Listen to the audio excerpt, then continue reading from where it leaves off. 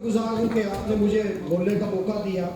मैं यहाँ सरकार की तरफ से जो बजट पेश किया गया है उसकी सपोर्ट में खड़ा हुआ हूँ और मैं उमर अब्दुल्ला साहब को मुबारकबाद पेश करना चाहता हूँ कि जो उन्होंने एक पीपल फ्रेंडली बजट पेश किया।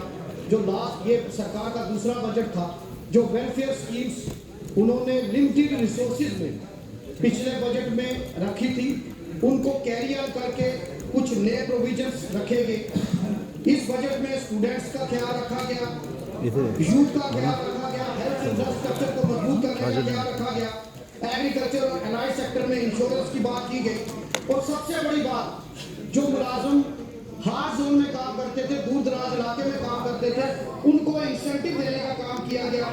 जहां फ्री बस सर्विस महिलाओं को पहले दी गई थी, उसके साथ हैंडीकैप को भी ये दी गई। इसके लिए मैं सरकार को मुबारकबाद पेश करना चाहता हूँ, बिलखसूस उमर अब्दुल्ला साहब को मुबारकबाद पेश करना चाहता हूँ।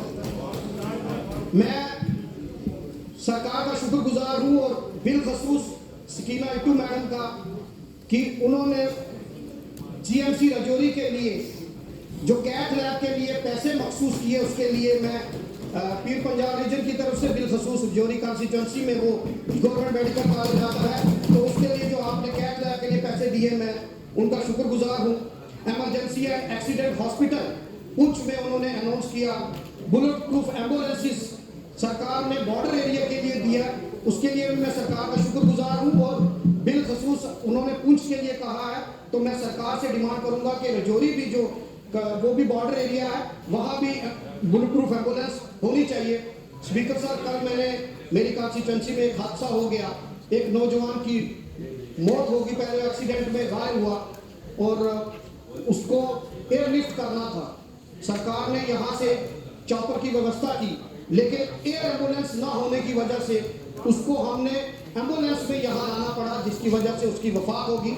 तो मैं सरकार से कहूँगा कि जितने भी दूर दराज के एरियाज हैं, चाहे वो पीर पंजाब खित्ता है, चाहे वो चनाब वैली है, इन एरियाज के लिए एयर एम्बुलेंस हो, ताकि अगर कोई हादसा होता है तो उसको एयरलिफ्ट किया जाए।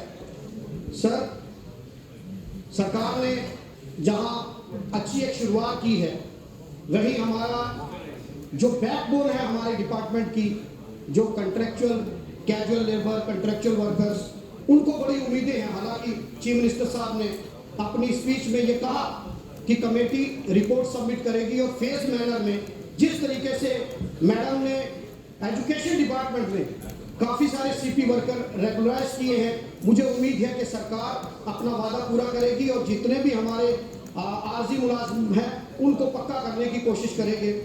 सर, इसमें मैं सरकार का ध्यान एक तरफ लाना चाहता हूँ। हमें यूटी की सौगात तो सेंट्रल गवर्नमेंट ने दी, लेकिन जो अच्छी चीजें थी वो हमसे छीन ली। जिस तरीके से हमारे एमटीएस एम्प्लॉइज हैं, एमटीएस एम्प्लॉइज की सैलरी हमारी जम्मू कश्मीर यूटी में कम है और दिल्ली में जो यूटी है उसकी ज्यादा है। उसके बाद आशा वर्कर्स है, आंगनवाड़ी वर्कर्स है, एनएचएम के मुलाजमीन है, वाटर टेस्टिंग लैब एम्प्लॉइज है जल शक्ति डिपार्टमेंट के, उसके बाद म्युनिसिपल काउंसिल में जो एम्प्लॉइज हैं, सीजनल टीचर्स का ऑर्डर हुआ है। मैडम का शुक्रगुजार हूँ कि 6 महीने से 9 महीने आपने उनका किया, लेकिन अभी तक इंप्लीमेंट नहीं हुआ। तो मैडम, यहाँ एजुकेशन मिनिस्टर बैठे हैं, मैं उनसे भी रिक्वेस्ट करूंगा कि उस ऑर्डर को इंप्लीमेंट करें। एनवाईसी को हम सिर्फ आज के दौर में 2000 रुपया देते हैं, तो ये मिनिमम वेजेस एक्ट की वायलेशन है। एटलीस्ट उनका वेजेस बढ़ाने चाहिए। फॉरेस्ट डिपार्टमेंट में कैंपा वर्कर हैं, उनकी भी सैलरी बढ़ानी चाहिए। सीआरसी कंट्रेक्चुअल वर्कर जो हैं सीआरसी के हैं एजुकेशन डिपार्टमेंट में, उनकी भी सैलरी बढ़ानी चाहिए। सर, यहाँ जब भी स्पेशल स्टेटस की बात करो तो मेरे जो भाजपा के साथी हैं और एलओपी साहब भी कह रहे थे, एकदम इनको पता नहीं क्या हो जाता है कि जैसे ही स्पेशल स्टेटस की बात करो तो हमें इस तरह देखा जाता है कि जिस तरीके से हम कोई देशद्रोह करने वाले हैं। हालांकि मुझे पार्टी ने मौका दिया और मैं पूरी रियासतों में घूमा पिछले 10 साल में, मैंने देखा मणिपुर में जाओ आपको परमिट की जरूरत पड़ती है, आपको पहले एयरपोर्ट में जाकर आपको पहले कार्ड बनाना पड़ता है। लक्षद्वीप में जाओ आपको स्पेशल परमिशन लेनी पड़ती है कि आप कितने दिन के लिए वहां जाएंगे। अगर जम्मू कश्मीर के लोग ये डिमांड करते हैं कि हमारी जमीनों पर हमारा अधिकार होना चाहिए, हमारी नौकरियों पर हमारा अधिकार होना चाहिए। अगर हम ये डिमांड करते हैं तो हम देशद्रोही हो जाते हैं। वही प्रोविजन अगर नॉर्थ ईस्ट के स्टेटों में होता है तो वो देशभक्त हो जाते हैं। ये दोहरा मापदंड भाजपा का हमेशा से रहा है। मेरे एक साथी कह रहे थे कि हम एहसान फरामोश हैं। मैं उनसे पूछना चाहता हूं कि डेमोक्रेसी का मतलब होता है government by the people, of the people, for the people. सरकार का काम होता है सर काम करना। क्या ये कोई राजवाड़ी सिस्टम है कि जिले इलाही ने कुछ दे दिया और हम उनका कहेंगे कि सरकार आपका बहुत बहुत शुक्रिया, आपने हमें ये अनाज दे दी। लेकिन आज कोई पहले 2014 से आपके सरकार नहीं दे रही। जब से देश आजाद हुआ है 1947 से केंद्र की सरकारें यूटी और स्टेट को पैसा देते आए हैं और वही स्कीम आगे चल रही है। लेकिन आपको लगता है कि 2014 के बाद ही सब कुछ हुआ है, ये गलत। और उसमें हमारा भी शेयर होता है, हमारे लोग टैक्सेस देते हैं। और कि आपने टूरिज्म के ऊपर काफी फोकस किया, लेकिन सर पीर पंजाब रीजन की तरफ भी ध्यान दीजिए। हमारा एरिया जो है वो क्योंकि वहाँ इंडस्ट्रीज नहीं है, वहाँ टूरिज्म, इको टूरिज्म को प्रमोट करने की जरूरत है, पिलग्रिम टूरिज्म को प्रमोट करने की जरूरत है, बॉर्डर टूरिज्म को प्रमोट करने की जरूरत है। हमारा एक 7 लेक शकरमार्ग का प्रोजेक्ट काफी देर से उसकी डीपीआर सरकार के पास है।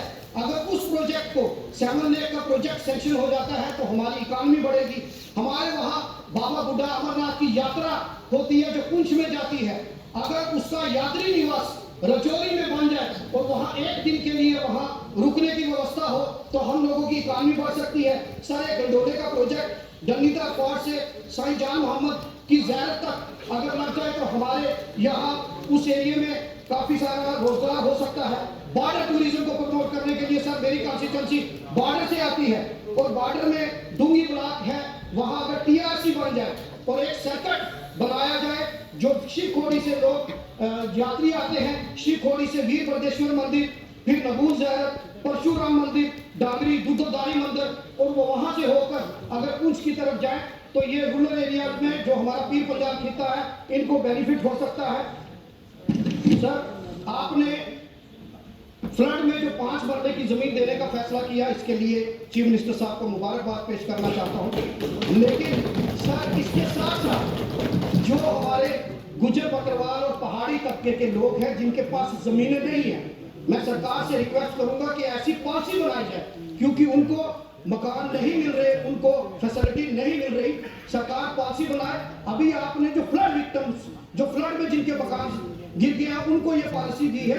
मैं सरकार से अपील करूंगा कि वो पॉलिसी गुजर बकरवाल और पहाड़ी तबके के जो गरीब लोग हैं उनके लिए भी पॉलिसी बनाए ताकि उनको भी ये इसका फायदा हो सके, दिया जाए ताकि नौजवानों को रोजगार मिल सके।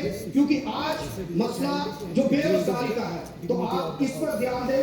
सर हमारे सर काफी सारे डिपार्टमेंट में अगर जो बैकबोन है, चाहे वो जल शक्ति डिपार्टमेंट है, चाहे पीडीडी डिपार्टमेंट है, चाहे और हेल्थ के डिपार्टमेंट है, उसमें हमारे डिपार्टमेंट खाली हो रहे और जितने भी खाली पद हैं सर उनको भरने का काम करें ताकि हमारे वहाँ रोजगार मिल सके।